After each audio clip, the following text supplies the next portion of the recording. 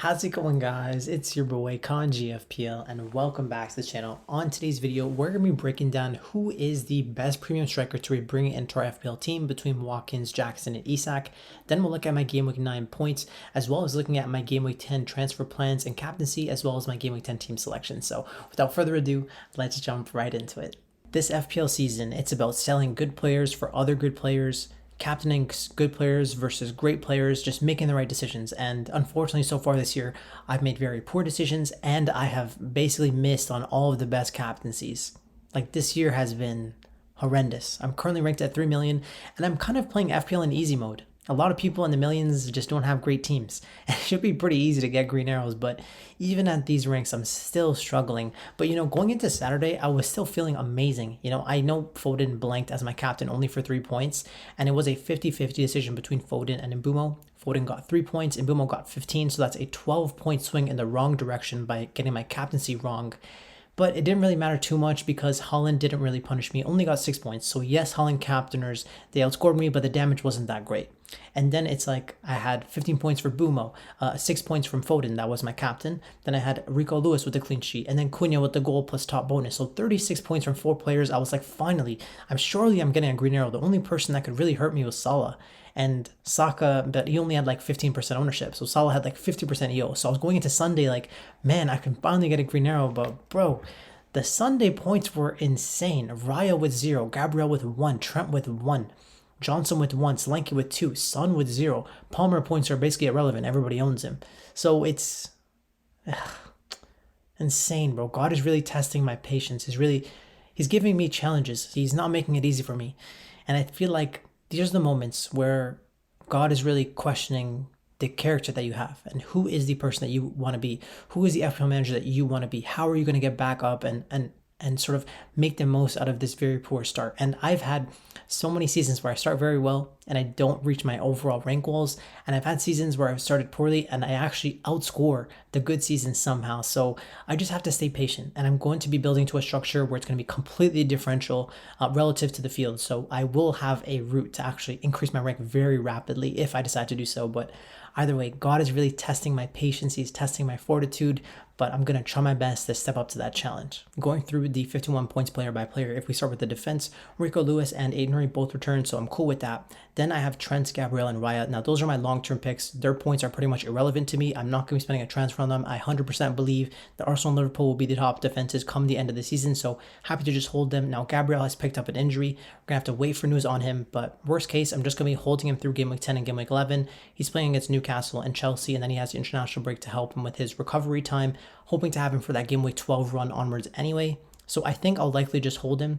And Arsenal are the early kickoff. We should get news if Gabriel is going to be part of the squad or not. But either way, I think I'll probably just bench him. But we'll get to that portion of the video when we get there. So happy to be owning Gabriel. If we hear news that Gabriel's out for 2 or 3 months, then I would look to do Gabriel to Ben White. I mean, look at the pass that Ben White had to Saka in the Liverpool game. Like, Ben White does have some sort of attacking threat, unlike William Saliba. And he's only like 0.2 or 0.3 more than Saliba anyway. So it would be Gabriel to Ben White, or it would be Gabriel to Van Dijk. Those would be my 2 premium options that I do trust long term. Both of them are nailed to start and like 90 minutes, great attacking upside. Van Dijk has the aerial threat from all the set pieces. Ben White has the aerial threat from some set pieces, but more so has the link-up play between Saka on the right-hand side.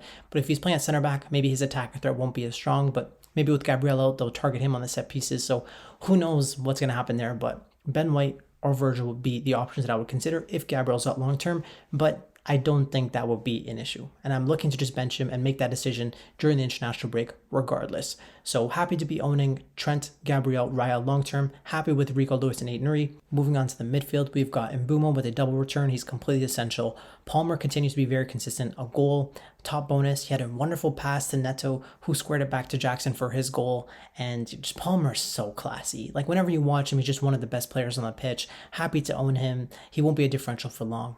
Then I have Phil Foden against Southampton. Got me 3 points. It is what it is. I'm going to hold him through Bournemouth and Brighton. He has excellent records against them, specifically against Bournemouth this week. He's picked up 6 attacking returns in 5 starts versus them, so hopefully he can repay the faith going against Bournemouth, even away from home. And then we have Son, who didn't even play. but there was a positive update from Paul O'Keefe stating that we should expect Son to start this match. So let's cross our fingers and stay hopeful for that. And then we have Brennan Johnson, who is my favorite differential in the game. I think he's been mispriced. He should have been priced at 7.5. With Odegaard, his backup for Spurs, picking up an injury and going to be out for a larger period of time, Johnson's going to be nailed to play at least 90 minutes in the Premier League now, which is great. And I'm hoping that he doesn't even get any minutes in Europa League, given that it's not that important to Spurs in the short term. Maybe long term, when they're looking to potentially get a trophy, maybe they'll look at prioritizing the Europa League over the Prem. But for now, I still think Spurs are going to be fighting for the top four. So I think Johnson will be getting 90 minutes in the league. And just for reference, Spurs are kind of playing the way that Prime Liverpool is playing, where you have the front three and you have Solanke. That's similar to the Bobby Firmino role, but he's just not as good as Firmino in terms of technically, but he's good with his physicality. So he's playing the role a little bit differently, but Solanke himself is just not a good FPL pick because he's a striker and he doesn't really have many shots in the last couple of games. His XGI is almost irrelevant. So when you're looking at the Spurs assets, you really want to be targeting Brennan Johnson and Heung-min Son. And so I'm looking at Solanke and he is the one that I need to be spending my transfers on. Cunha delivered 9 points, the goal, and every time he scores, he gets top bonus. In fact, Cunha has the highest baseline bonus of any striker in FPL, meaning that every time he gets one return, he's the most likely striker to pick up bonus. And usually when strikers score, they get bonus. And that's because Cunha is creative. He's creating chances. He's getting shots on target. He's scoring goals. He's their talisman. He's likely on the penalties as well. So happy to own him going forward, looking at Wolves' run. And so I'm looking at my team. And Solanke is the one that's disappointed me the most. He's the one that pulled the wool over my eyes, bro.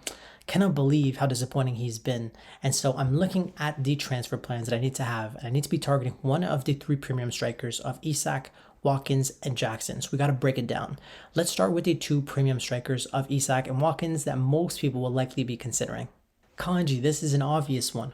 Watkins has more FPL points than Isak last year. This year, Isak only has 27 points, whereas Watkins is at 52. He's basically doubling him from FPL points. Football is played on grass. We should be on Ollie Watkins over Isak. Come on, bro. Well, not so fast. Let's look at their underlying data so far. I had to filter the data for per start rather than per 90 because Watkins doesn't play 90 minutes. And so because of that, I'm looking at this data and Isak actually has a better XG per start. He has better XA per start and better XGI per start. And Isak is 100% on the penalties, whereas Watkins might be on them. And Isak is playing more minutes per game because Watkins has to play in the Champions League in midweek every week as well. But the difference between them at this point, leading to the higher points for Watkins, is the conversion rate, where Watkins is converting his chances at a 25% clip, where Isak is converting his chances at a 10% clip. So will the last 9 weeks of the conversion rate be representative for the next 30 weeks? That's the question to ask yourself. And if you believe in that, then Watkins is the no-brainer pick. But for me, I feel like for conversion rate, I think players can just go up or down a conversion rate based on a multitude of factors. Fixtures, form, timing of fixtures, their opponent, just the shots that they're getting and the area of the shots that they're taking the shots. So to me, I'm just looking at conversion rate and I feel like we're better off using a larger period of time over a larger sample size over the past 3 years. And if we look at the historical conversion rate of both Isak and Watkins, they're basically identical. So for me, I'm just going to ignore the difference there. And that's also going to lead to the higher FPL points per start. I know how good of a player Isak and Watkins are, so I'm not really worried about conversion rate. Assuming that Watkins is just a better player than Isak, I think that's just wrong personally. But if we move on to the team data attack, this is where Watkins shines, where Watkins plays for the 8th best attack, whereas Newcastle are a putrid 14th best attack. And Watkins is more talismanic, scoring a larger percentage of Aston Villa's goals or getting the assists for them relative to Alexander Isak. So if we're looking at the player data, Isak shines. But if we look at the team data, Watkins shines. But even though Isak is playing for a worse attack, he's still picking up more XGI per 90 or per start. So for me, this is just an absolute no-brainer, where I'm going to be on Alexander Isak. I get the minutes, I get the better XGI, and we know how many times goals are going to be scored between the 75th to 90th minute. Like very often. Historically, there are a lot of goals scored at that period of time, and I want my players to be on the pitch. At first glance, you would think that it's a 50-50 between Isak and Watkins, but looking at the data, I think it's more so 60-40 Isak. And then you also factor in that Isak is actually 1.0 cheaper than Watkins, and price matters. This is an absolute no-brainer. I'm on Isak over Watkins all day, every day. But the next one is actually much more difficult to separate. Isak versus Nicholas Jackson. Because if we look at their XG per start, XA per start, XGI per start, it's pretty similar. But Isak is going to be on the penalties, whereas Jackson has no chance for them, and Isak plays more minutes. But if we look at the team data attack, Isak is playing for the 14th best attack, whereas Jackson's playing for the 5th best attack. That's a massive difference. And he's more talismanic to a larger extent than Watkins and Isak are for their teams. And Jackson is 0.5 cheaper than Isak. And he has a higher conversion rate in the short term. Over a larger period of time, Isak has a stronger conversion rate than Jackson though. But Jackson is so young that we can factor in that he will improve over time. So to me, it's like, this is the biggest 50-50. And I think whenever I'm stuck in a 50-50, I always pick the cheapest one. And that's why I would recommend, if you're picking between Jackson and Isak, I would pick Jackson. But the difference is that when I'm looking at my captaincy matrix, I need a captain in game week 15 because I don't have Salah, I don't have Haaland. I need to prioritize my captaincy wherever possible. And I think that I need to be on one of Watkins or Isak myself. And for me, I have to go with Isak. But when I'm recommending it to others, I think I'll always recommend Jackson over Isak. For my team, I'm going to be prioritizing Alexander the Great. Moving forward to the captaincy matrix. Now, going into game week 10, I have two good options of Palmer versus Manchester United away and Son versus Aston Villa at home. Now, if both players were playing 90 minutes, this would be Son because it's a 50-50 and I would usually back the home fixture, but Son is just recovering from an injury. I don't think he'll play 90, so I can't really captain Son. So I'm pretty hamstrung to just be on Palmer. And if I ever have a question about who to captain, it will probably be on Saka or Palmer. And that just makes sense. I don't even own Saka right now, so it's just going to be Palmer. I know there is the new manager bounce for Man United, so maybe Man United will win this game, but I really just don't see that happening. Chelsea are the much better team. Palmer's probably the best player on the pitch. So happy to be captaining Palmer, but this is the 1 week I'm going to be wishing I had Mo Salah. And I feel like an absolute fool starting the season with Mo and selling him. He looks like he's in great form. He looks incredible. I'm so jealous of all those people with Salah, and I'll probably take the L on captaincy this week, just like I took the L on captaincy last week with Haaland, but hopefully I'll be better off long term without spending that much money in a player. So I know I'll probably lose points on captaincy, but hopefully Palmer can just get me one return and I'll be able to survive. Because you can see my captain in game week 11 is Son at home to Ipswich. I think that's the best captain on paper. And then from game week 12, I'll be cooking with Palmer. So I think I'll be looking good, captaining him 7 of the next 10 weeks after that. Going into my Game Week 10 team selection, I did bring in Alexander the Great from Dom Solanke. It was a very simple move on paper, but I just had to analyze it for you guys so you understood why I made that decision. I only had one free transfer, so I have no other free transfers. Hopefully Son is going to be fit to play. If not, I will just get Alexander Isak off the bench. Now I have decided to bring in Isak and bench him, and that's because I know I want him long term. He is just the best striker in the game, in my opinion, if you don't go for Haaland. So I had to go there. And I think that regardless of what decision I make between Johnson, Calvert-Lewin, or Isak, I'm going to be benching points somehow. And given that Calvert-Lewin has the fixture against one of the worst defenses in the league, I have to start Calvert-Lewin. So it's a Brennan Johnson versus Alexander Isak decision, and it's not an easy one. Especially given that Odegaard is going to be out, I feel like Brennan Johnson is just nailed for 90 minutes, and that just gives him the slight edge from me personally. And so I'm going to be backing Brennan Johnson. Usually I would always back the penalty taker in a situation like this, but I think I'm just going to act like I don't even own Isak. Paying no business to him, and even if Son is not going to be fit and available to play, that's when I'll be happy having Isak in my squad. I didn't want to be having, a half-fit Son. He's not going to play, and then I get Solanke against Aston Villa because I know he'd 100% blank in that fixture. So glad that I made that move in case Son is actually going to be unavailable. And I have another 50-50 decision of Rico Lewis versus Gabriel. Now, usually I would always tend to play the best option or the better player, and to me that's going to be Gabriel.